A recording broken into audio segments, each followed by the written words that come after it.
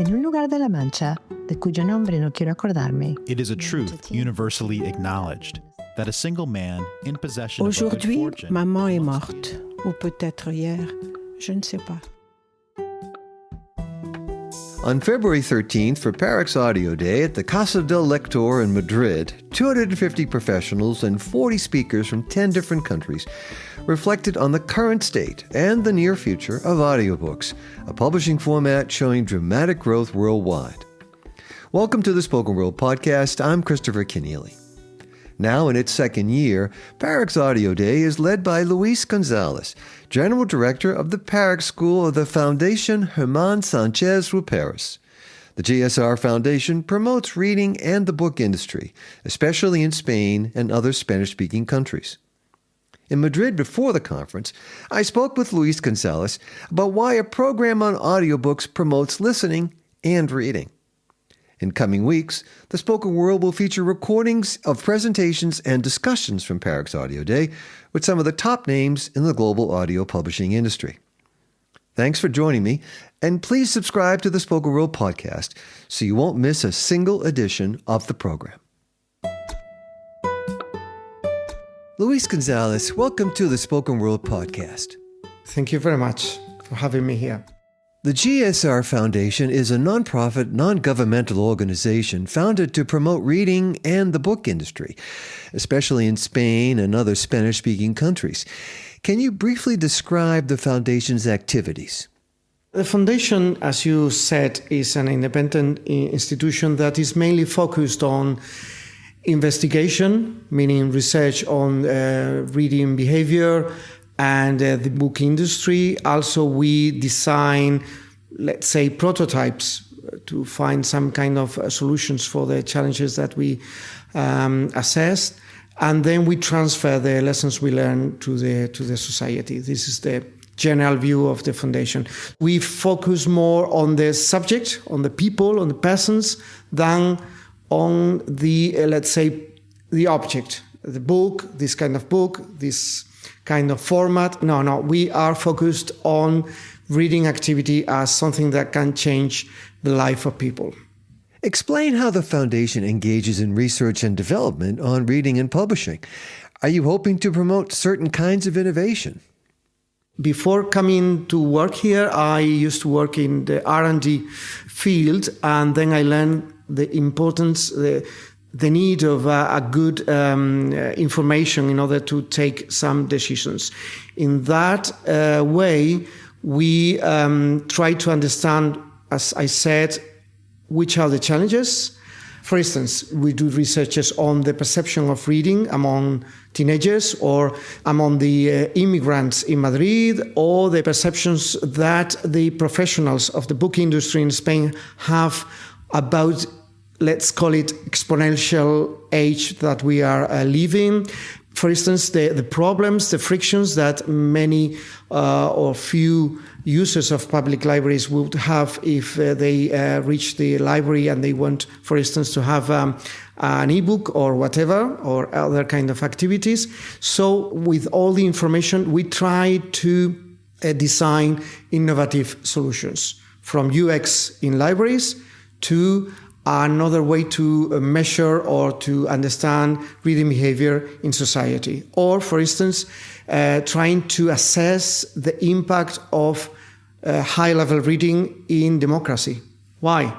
Because we are now researching using book clubs in rural areas in Spain, and other activities linked to the reading challenges, trying to go to the high-level reading and working with teenagers, elderly people, university people, many different kind of groups of people, and then engaging them into political discussions. We use a quantitative approach.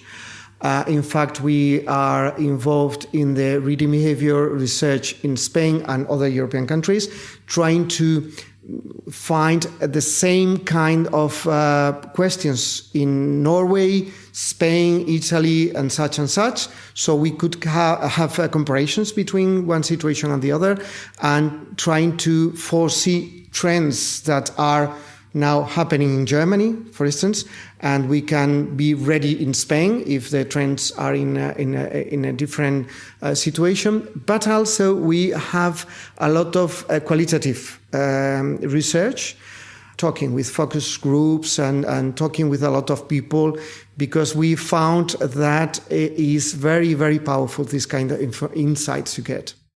Explain how the Foundation encourages collaboration among the various stakeholders in publishing, creators, publishers, booksellers, and technology platforms. By joining all together in some events, even we have lunch meetings with people from other industries trying to inspire. I'll give you an example.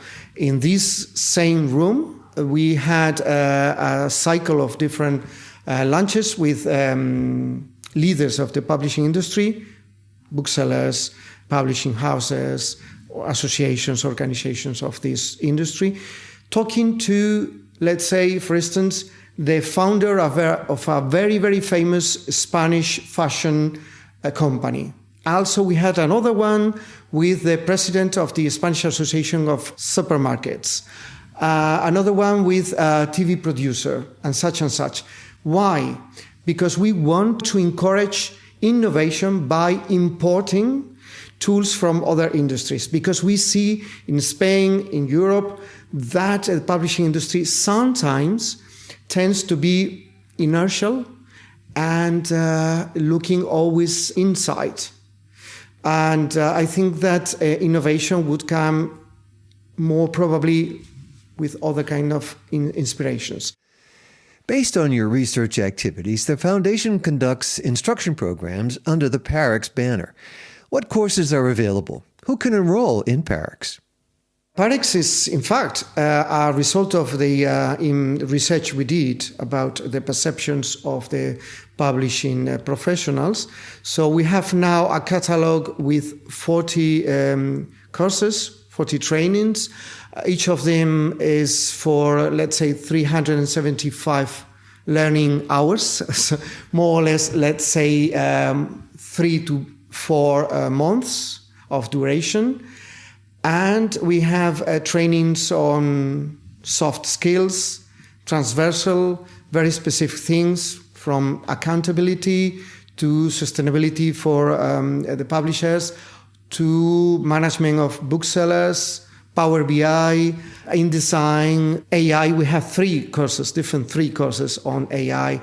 We have a master degree also on strategic marketing. And we have been working with this program during the last 2 years. So it has been very, very fast. We already had almost 5,000 people that got the university certificate. In general terms, we have 2 different profiles. People who are working already in the publishing industry and youngsters that are willing to get into this industry. In the first group, we have from executive to the rest of the companies. We have a very broad variety of profiles, and with a vast majority of female. 70% of the trainees are women. Coming back to the reading promotion, we are witnessing how the teenagers engage in stories, first, in many cases, in audio. And then they, mainly female teenagers, they go to the bookseller and ask for the book. Because they are engaged at the beginning of the story, and they need the experience of reading by themselves. But while they are, doing something like cooking or drawing, they are listening the stories. And I think this is something very, very, very useful for the publishers, especially the independent publishers, because the big groups already know that, and they are doing great things. Now we have to convince independent, small, medium-sized publishing houses to take advantage of this audio format. We are, for instance, very interested in targeting the links between the storytelling and the publishing industry with video games. In fact, we have in this center in Casa del Lector, not a very small area, much more bigger than anybody could think, devoted to video games, especially esports. So we have writers, we have publishers, we have designers of the characters of the video games, and we have a partnership with a startup based in Madrid that is competing in different video games leagues. We think that some business models of this industry are interesting for the publishing.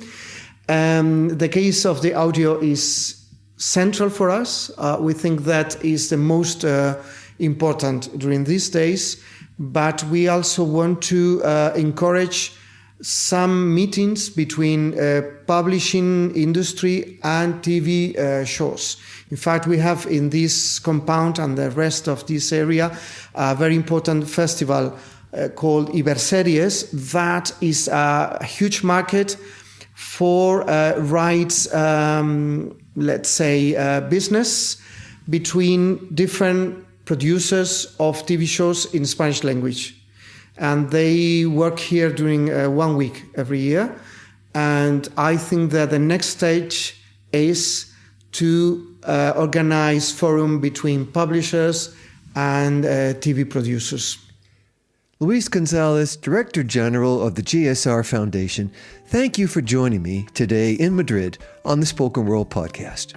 Thank you very much, Chris. That's all for now. Our producer is Jeremy Brisky of Burst Marketing, and Rob Simon is our executive producer. The Spoken World covers the latest news in the global audiobook market and features exclusive interviews with audio industry leaders, analysts, and innovators. Learn more at spokenworld.media and subscribe on all major podcast and streaming platforms. I'm Christopher Kenneally. Join me again soon on The Spoken World.